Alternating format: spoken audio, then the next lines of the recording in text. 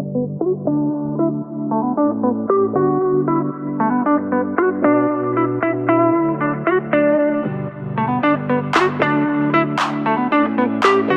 back to Lori's Stories. I'm your host, Lori, and today we're going to talk about Christmas. Thanksgiving is just gone. This is actually the Saturday after Thanksgiving, but by the time this comes out, we will be thinking about Christmas in full swing.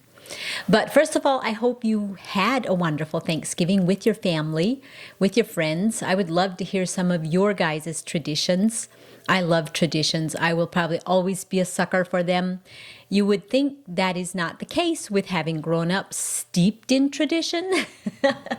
But I don't know, as we came out of that Amish culture and found our own way and kind of figured out what we want to leave behind and what we want to add and make new traditions. It's just I've learned a lot about myself, and I've learned that I believe some tradition can be a very good thing. So if you're a person of tradition, there's nothing wrong with that. I think as long as we don't make them a law and try to force them on everybody else, then I think tradition can be a good thing. So yes, it is snowing outside. It's a beautiful, blustery winter day here in Wisconsin. Nice and cozy inside. And to kick things off, I'm going to read a little bit to you. I picked the account of where Jesus came to Mary, and then later he came to Zachariah and Elizabeth. I'm just always fascinated with those stories. They just never get old. I think the Christmas story, sometimes I think the older I get, the more meaningful it gets. Like you just, for me, when I try and imagine it in today's setting, in today's culture, it really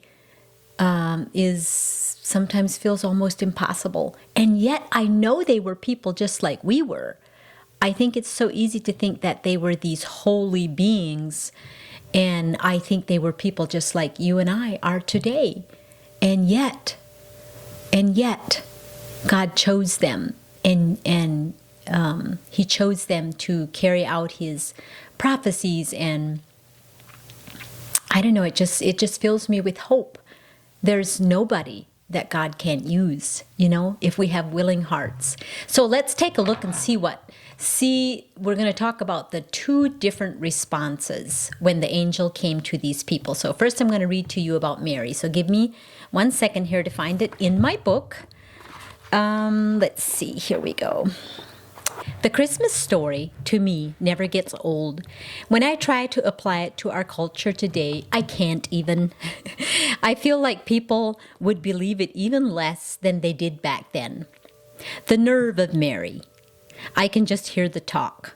This is one thing I so love about Jesus, the unlikely way He chooses to show and reveal Himself to us still today.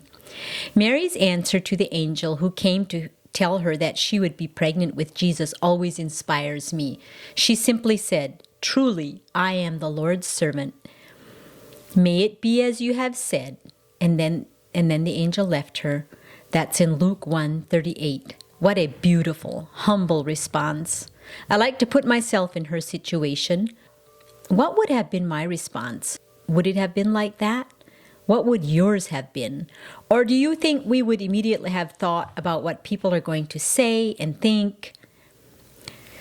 We don't know what Mary's thoughts were or what she went through bringing Jesus into this world, but I'm extremely grateful she said yes to Jesus. Okay, now we're going to skip forward to another page, and we're going to read about the account of Zacharias and Elizabeth.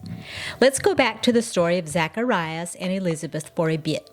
If you think about it, Zachariah and Mary both had angels coming to them in person, bringing them the good news of the baby boys that would be born. Yet their responses were quite different. We already talked about what Mary's response was. However, look at what Zacharias' response was in Luke 1:18. He asked the angel, "How can I be sure of this? I am an old man, and my wife is well along in years." You would think it would have been easy to believe something coming from an angel. Doesn't this show us they were also human beings, just like we are prone to doubt, fear, and unbelief? But he had a good point. They were well past their childbearing years. It would take a lot of faith to believe something like this could happen for them, like Abraham and Sarah.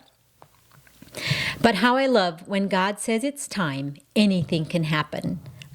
Extraordinary miracles change the trajectory of our whole world. I want that, don't you? Do we dare ask Him for that? Or at least have open hearts to it? If you are willing to let God shake up your ordinary world as you know it, then pray the prayer below with me. Jesus, we give you permission to interrupt our hearts and lives in ways that will make our lives better for us and for our families. We glorify you. Jesus, thank you for all you have done. We say, more, Lord. Finish what you started in us. We want to keep our hearts open to miracles and whatever it is you desire. Your kingdom come, your will be done. So, there we have two miracles waiting to happen. We have two people. Well, one was a couple. Zachariah and Elizabeth were a couple. And then we have two angels with the messages.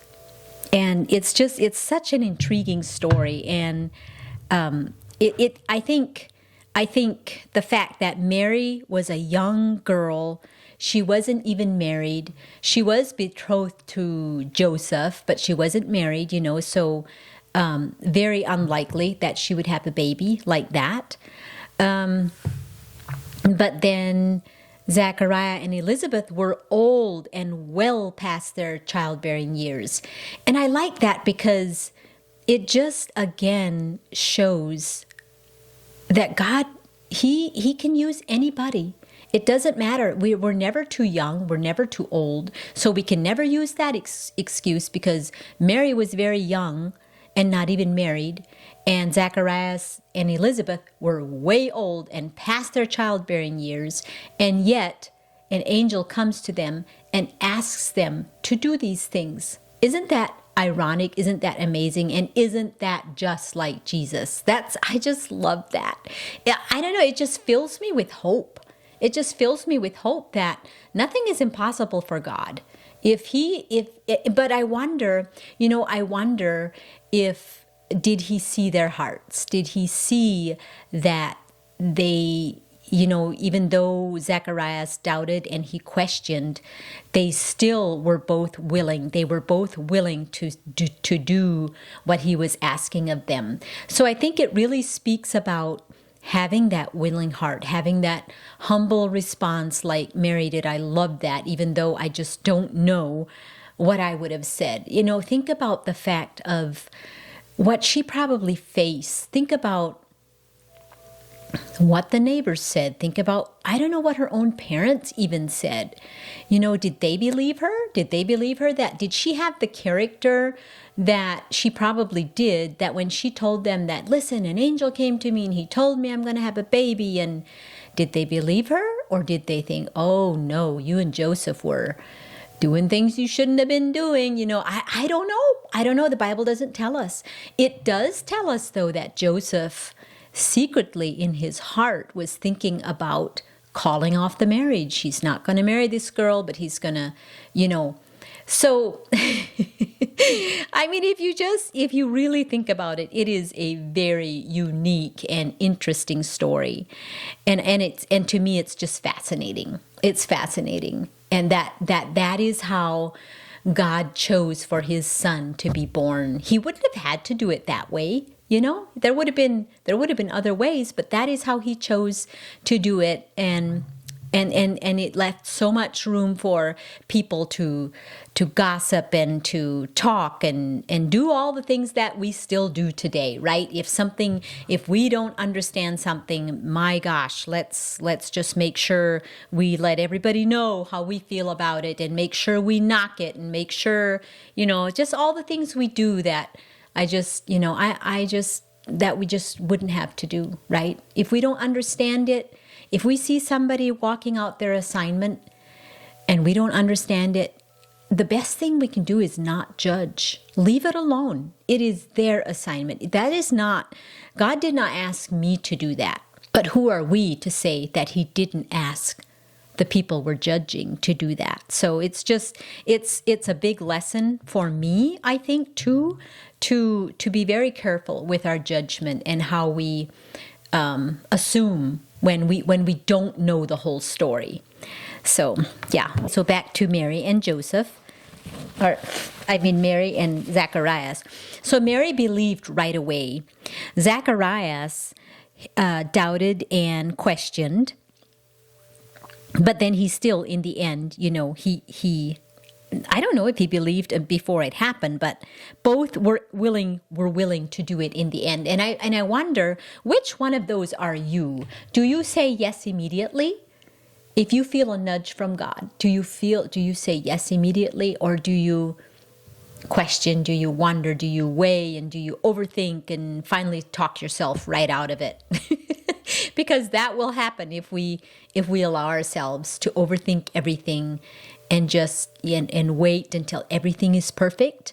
It probably is not going to happen. Do you think the circumstances in which they walked out their miracle was perfect? I don't think so.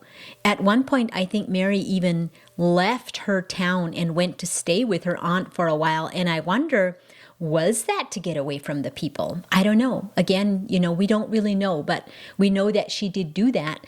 So were her circumstances perfect? I don't think so. I think she went through a lot to bring Jesus into this world. And Zacharias, because he questioned and doubted, he was mute for 9 months. Can you imagine that? Can you imagine if you or your husband would be mute for 9 months? And now you're pregnant. Now you have this promise, but you can't talk. You cannot talk. What did that look like? What do you think that looked like? Did they do sign language? Did they carry a scroll with them? Because I doubt if they had like notepads and pens like we do today, but maybe he took a scroll with him wherever he went. And when he wanted to say something, he dipped that little pen in the ink and wrote whatever he wanted. And think about how that was for his wife, Elizabeth. I can't even imagine. Was that perfect? That was not perfect, and yet they were walking out the promise. They were walking out what God had asked them to do. And I want us to really think about that and what they went through to encourage us that when God nudges us to do something, or we have this desire even to do, or we think it's him, and sometimes we know it's him, but we want to wait. We want to wait until everything's perfect. We want to wait until maybe we have our ducks in a row, or we want to wait until it's going to be easy, or you fill in the blank. Whatever it is that you tell yourself, the stories that you tell yourself, that I'm going to wait until this, I'm going to wait until that. But what if we just got right to it? What if we just started anyway? What if we just started before everything is perfect, before everything makes sense even? Because so often when we just say yes, we say yes to God and we take a step. And then he will show us the next step. Mary said, yes, I will do that for you. And then she started walking that out. We don't need to see the whole roadmap in front of us. Yes, it's good sometimes to have a plan. It's because the Bible also speaks about it is for lack of plans that we fail or something like that. But but then there's the other side of that where we want so much of a plan that it paralyzes us, that we never say yes, that we never get started. That's what I'm talking about here, because I think probably most of us, or a lot of us anyway, we tend to overthink and we're afraid, maybe to take a step because we don't want to fail. And well, what if we just wiped that word out of our vocabulary anyway and just call it experimenting or failing forward or I love my mentor taught us that our mentors taught us that if you just just take a step, test it, test the waters, take a step. And if it's God, it'll feel good, it'll feel right, and he'll give you the grace to keep going. If it's not, you can always back away.